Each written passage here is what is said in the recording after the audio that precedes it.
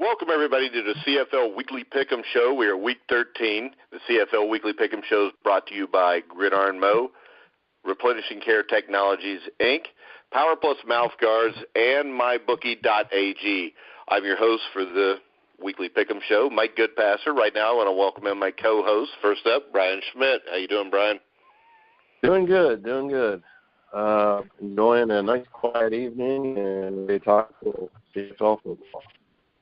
All right, and of course, our other weekly co-host, he played at the University of Syracuse, played a little bit for the Philadelphia Eagles in the NFL, then he went on to win 4 Grey Cups in the CFL. Help us welcome to the show, Robert Drummond. How you doing, Robert? Doing pretty good. I mean, wow, 4 Grey Cups. That sounds like a lot. That means they played a lot of football. So yeah, I don't know if it's really bad, but but thanks for having me, as always. All right, guys, let's go ahead. We'll start off with the first game of the week, which was the Montreal Alouettes, who've now fired their head coach partly because of this game. But a dominant second quarter helped the BC Lions to a confident 41-18 win over the visiting Montreal Alouettes on last Friday night at BC Place. Jonathan Jennings, Jeremiah Johnson all played great, dominated the game on offense. Does this mean, Brian, that BC's got everything turned in the right direction, or is it just because they played a Montreal team that was having problems?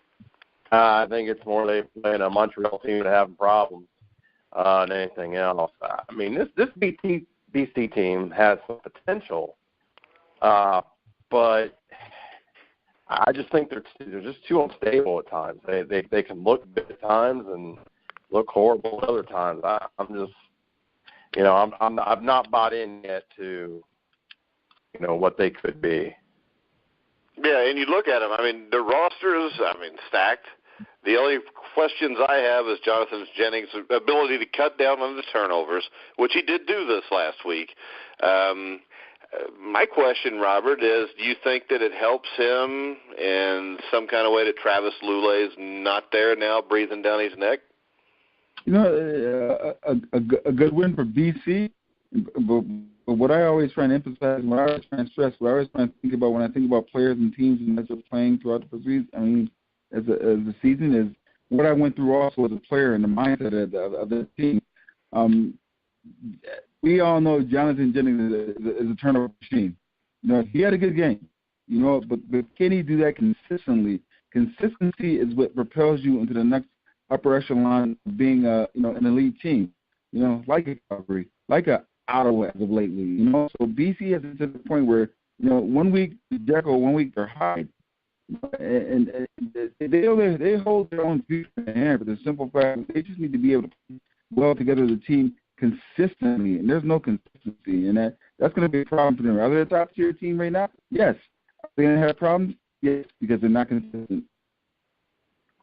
All right, I agree completely, and they're going to have to beat somebody better than Montreal to get me to believe in them, and they're going to have to do it a few games in a row because last year Jennings would play 2 great games and come up and throw 3 picks in a game. So, it's something that's been ongoing for him for over the last year. That brings us to the Winnipeg Blue Bombers, who turned the table in the Banjo Bowl with a win over the Riders. Clarence Denmark, Maurice Leggett, each scored twice, leading the Blue Bombers to an easy 48-28 win over the Rough Riders. What's our takeaway on this game, Robert? Does this mean, to me, I think Winnipeg is the second best team in the CFL, and I still think Saskatchewan's going to be really dangerous going down the home stretch. Winnipeg's a dangerous team right now. And I could really say the same thing about Saskatchewan, lost or not, or whatever. It's fun to watch them play. They're a very dangerous team right now. It's interesting how it played out. The first half of the year, teams were. And I always said it's a halfway thing, and a halfway point to the midpoint of the end of the season. Who's on fire and who's hot. Winnipeg is a team to reckon with. They really are. Yeah, Brian, we watched Matt Nichols, 24 for 37, 3 touchdowns, no interceptions. We're always talking about how important it is to take care of the ball. I think right now, if I had to have an MOP, it would be Matt Nichols this year.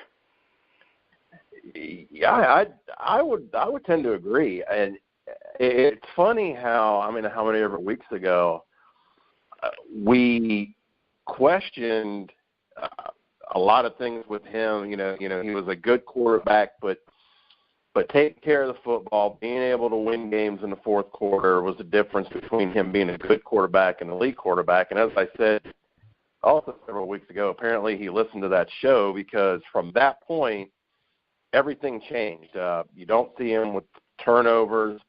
He's won games in the fourth quarter. He's protected games in the fourth quarter. He has been a completely different quarterback, and really put him in a great position to not only be an MVP, but quite honestly, that's a very dangerous team in the playoffs, I think. I think they are a very dangerous team in the playoffs. I agree. Yeah, I think Saskatchewan's dangerous too, Robert, with those wide receivers. They're going to be able to score points on anybody. I agree also. We need Oz here so somebody will disagree with us, Robert. Because he'd come up with something, and he's listening too. Because last week when we said that he had groupies and stuff, he called me right after to tell me about it. But all right, that brings us to the Hamilton Tiger Cats. Believe it or not, have won 2 games in a row. Yeah. Schmidt, what's up? They get June Jones with the run and shoot, and C.J. Gables winning them the game by running for 147 yards.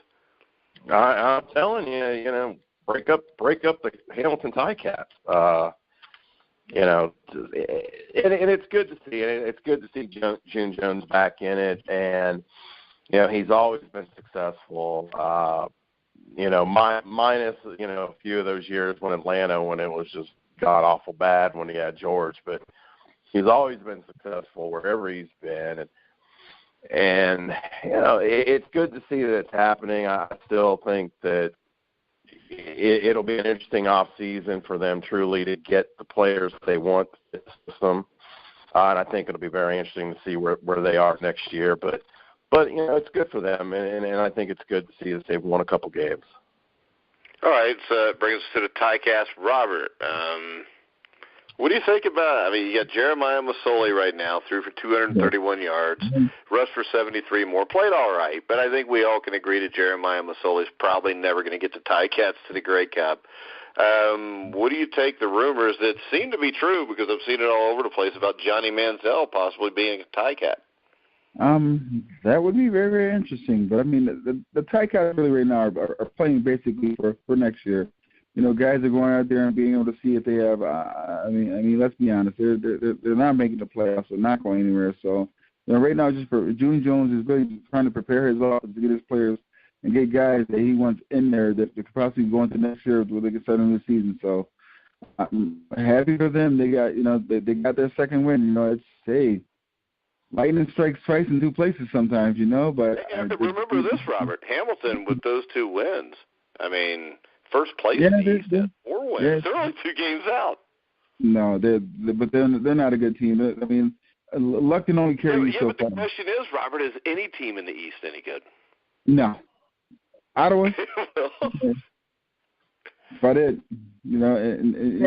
they were a suspect for it's so much for the first half of this year. So the West is the dominant conference. Here's a question. Go ahead, Brian. Here's a question for Robert, because I'm channeling my inner Oz. How, as a player, do you handle being on a team that right now has 2 wins, probably has no hope of going to the playoffs? How do you handle being a player in that situation? Is coming to work every day, is it hard to come to work every day? How do players handle that? In my 20+ years of professional sports and collegiate sports, never been on a team that bad. So I don't know, but I've been on a team that lost 4 games in a row, and I can tell you what it felt like then. It's like players start pointing finger, they start blaming everyone but themselves. The whole dichotomy of the organization as a team, as players, is breaking down, because when self-doubt is the worst thing you can have amongst the team. And when you start doubting yourself that you're not good, and when you're getting beat, by this, astronomical numbers that these guys are getting beat by, week after week after week after week, you start to believe that you're not as good as you once thought you were, even playing a professional sport. Professional athletes get into the psychology that they're not good if they're getting beat constantly week after week after week. So I understand with the Hamilton right now, the best thing for them is to understand that what they're playing for is next year, not this year. So if you go out there and lose a game, still at least be able to go out there and perform for a coach so he can be like, you know what, I want to bring him back for next year. That's just the psychology of the game. All right, so you talk about psychology. What about Ottawa now, Schmidt? I mean, they're tied for first place with Toronto, and it seems like it's going to be whoever wins that division, whoever has either Ricky Ray or Trevor Harris healthy the longest, and now Trevor Harris is down. Yeah, and boys, that's a huge injury, and that's it was one thing last year when, they had, Harris and Burris and I don't know that they've got that this year. That's going to be rough. It's going to be a matter of how quickly Trevor Harris comes back. And actually, as we were talking here, we were talking about that before we went on. I actually was trying to look to see real quick if I could find anything, and I still haven't seen anything on how long he'll be out or anything that's concrete. So the only thing I saw was where it said he would be out at least for a short period of time, but I don't know what they consider a short period of time. So I don't know. It's gonna get interesting in Ottawa. The quicker he gets back, the better. So it's going to get real interesting. All right, that brings us to the last game of the week before we pick our games. We had the Calgary Stampeders, who followed up their impressive Labor Day blowout over the Edmonton Eskimos with a thrilling victory, 25-22. The game wasn't decided until the last minutes. Bo Levi Mitchell led a great 69-yard touchdown drive in the game's final 2 minutes to give the Stamps their seventh straight victory. Mike Riley was unreal, like he has been all year. I mean, racked up an incredible 461 yards passing. I think he's went over 350 yards like 4 or 5 times this season. What do we take away from this, Robert? Do you think Edmonton's starting to get things straightened out? Or just kind of a blip on the radar because you play the back-to-back games and it's hard to beat somebody twice in a row? I mean, I think you just really watch the two best teams in the CFL. Playing right now, going to battle. With outside Ottawa. I like Winnipeg. Don't get me wrong. I like Saskatchewan, but Edmonton. Playing Calgary. I think Calgary is cream of the crop, and good for them to get that victory. But it was a hard-fought battle, and that just says a lot about. I mean. Right now, as again, what I always talk about in this game of football, the psychological aspect. Psychologically, Edmonton knows they can play with them. So that game could have just as easily been won by Edmonton. So it's interesting to watch that. Mike Riley is one heck of a quarterback. To stand up like he did. I mean, he's an NFL caliber quarterback. I have no idea. Every week I always say to myself, I have no reason. I don't understand why this young man didn't get a shot to be able to. The NFL. He's better than majority of the NFL quarterbacks that are second teamers. I mean, I don't get it. But if you look at Bo Levi Mitchell, Trevor Harris, Ricky Ray, all these guys could start in San Francisco.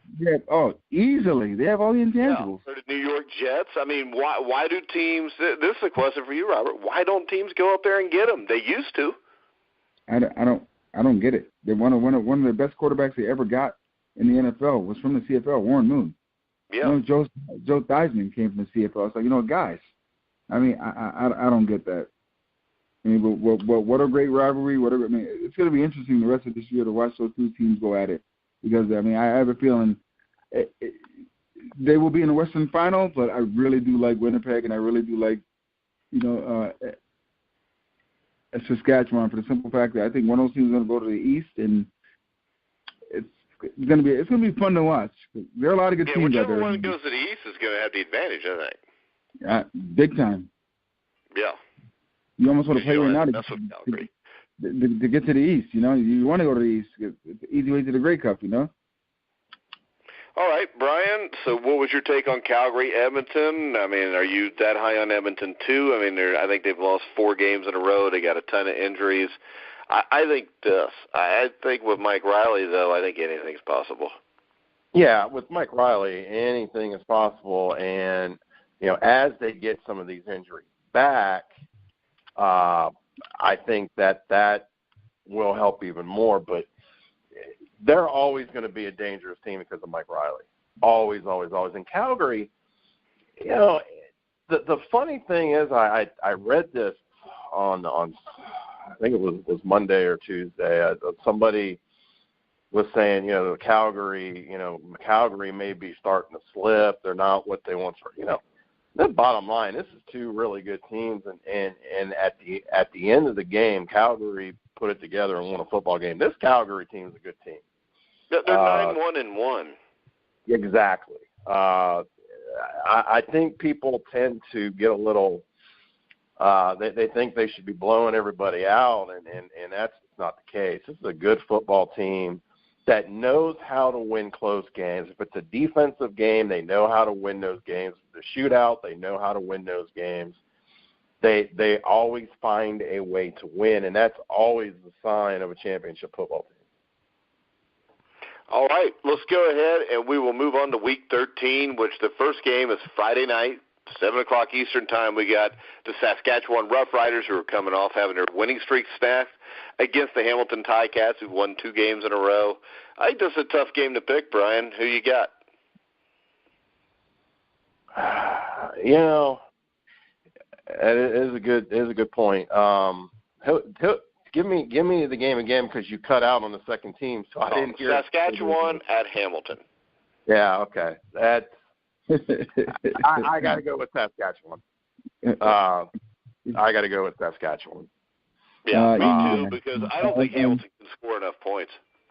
Yeah, I don't think they can, and I think Saskatchewan is really showing to be a dangerous football team, and yeah, Hamilton, great, they've had a couple wins, but I don't think they are in that league yet to be able to beat a Saskatchewan. Yeah, I'm going to go with Saskatchewan too, because the weakness for Hamilton, no matter how they played the last couple weeks to me, is still the secondary. And I think Kevin Glenn's going to have a field day throwing to Drummond, Carter, and those guys. I like Saskatchewan. Robert? Saskatchewan. They just have too much firepower. And Hamilton, I mean, that 2-game winning streak, that's over. Yeah, it's an aberration. They had a little luck. They get a new coach. We see that. You see that all the time in the NFL. They get a new coach. They win 3 of the last 4, and then they still suck the next year. Yeah, they're not a good team. They're not good. Yeah. All right, that brings us to the Edmonton Eskimos at the Toronto Argonauts. I'll go ahead and start this one off, and I know that Toronto needs this game, but I think with Mike Riley, I'm going to go with Mike Riley in this game just for the simple fact that he's Mike Riley. What do you think, Robert? I'll go with Mike Riley also. I mean, I like Ricky Ray a lot. And I'm a Toronto homer for the simple fact that I played for them, won Grey Cups for them and everything. But it's like, I have to be a realist also. And Edmonton is a better team, and they're realizing right now, even if they come up a hard-fought game against Calgary, how good they can be. If they can fight what everyone thinks the team's going to be in a Grey Cup that close to a close game like that, because they went either way, they're the better team, and they'll start stepping up now. So I definitely have to go with Edmonton. All right, Brian. Yeah, I've got to go Edmonton as well. I think the Mike Riley factor, I just think is too large for Toronto to overcome. I seem to recall it was about this time last year that Mike Riley went from being hot to being insane, and quite possibly, we could see that again. He seems to be a guy that when it gets to be crunch time, he just finds a way to get better. So I think that Edmonton will win this game, and I think maybe we'll start seeing Edmonton get a little bit of a roll. All right, that brings us to the next game, Saturday night, 7 o'clock Eastern. Robert, I think you go first on this one. BC at Calgary. Ooh, who's the hottest team in the CFL right now? I mean, Calgary's on track. Calgary's on track. Calgary's always the hottest team in the CFL, Robert. But you know what? They just do it the right way. They beat you up on defense and they're methodical on offense, but they're trying. I mean, they don't make mistakes and they go out there and play the game of football, which I respect and I understand. But Calgary's just the hottest team in football right now. I know we said that a few weeks ago with the same thing with Winnipeg. Even Saskatchewan being on track. But right now, I think Calgary just has all the offense, defense, special teams from the players and the coaches. They just have everything together going right now, Yeah, and the thing that makes Calgary so good to me, Robert, is the fact that even if Calgary doesn't play well, they're probably still going to figure out a way to beat you. Yeah, They're a good team. Yeah. They did it a couple weeks ago. I mean, Bo Levi Mitchell threw like 46% of his passes. Yeah. They still won. All he has to do is manage the game. Bo Levi Mitchell does not have to win games for him. He just has to manage the game and he'll win. All right, Brian. Yeah, I got to go with Calgary as well, and for really the same reasons Robert said. And it's funny again that we talk about Riley, we talk about all these quarterbacks, and the guy that just to me is so impressive because because of his stats, but because how he manages the game and wins is Mitchell. And when we talk about guys that are not getting, these guys that deserve NFL opportunities, I mean, he's another guy that absolutely, I don't know why NFL teams are not bringing this guy in. All he does is win. Yeah. Yeah, and really, I mean, every starting quarterback in the CFL could probably make an NFL roster somewhere. But a lot of bad quarterbacks in the NFL, especially when you get the second and third string, but a lot of teams run them with bad ones. But that's the NFL, and the NFL's messed up anyways. The next game, Sunday, September the 17th at 1 o'clock, the Ottawa Red Blacks at the Montreal Alouettes, Brian.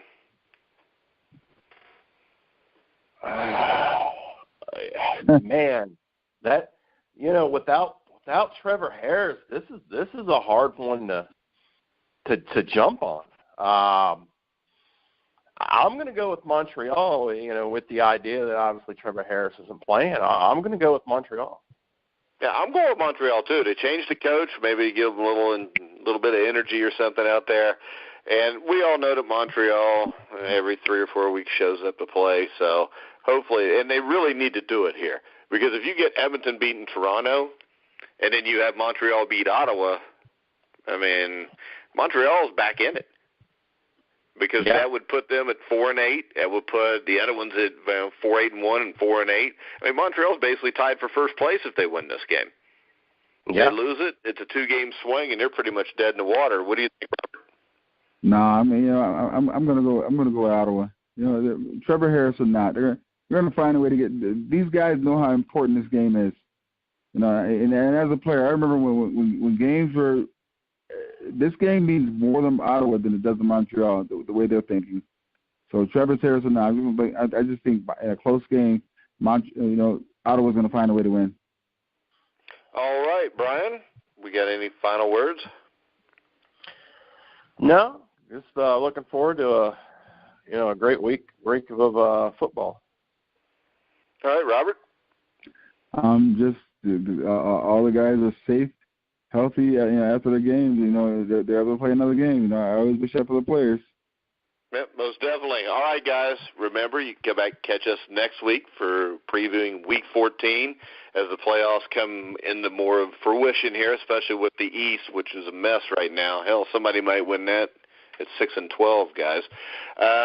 Make sure you check out all of our podcasts on iHeart, iTunes, Spreaker, Stitcher. Anywhere you find sports podcasts, you'll find The Grueling Truth. Make sure you check out our sponsors, MyBookie.ag, Replenishing Care Technologies, Power Plus Mouth Cards, and Gridiron Mo. So for Brian Schmidt, Robert Drummond, this is Mike Goodpaster. You've been listening to The Grueling Truth, where the legends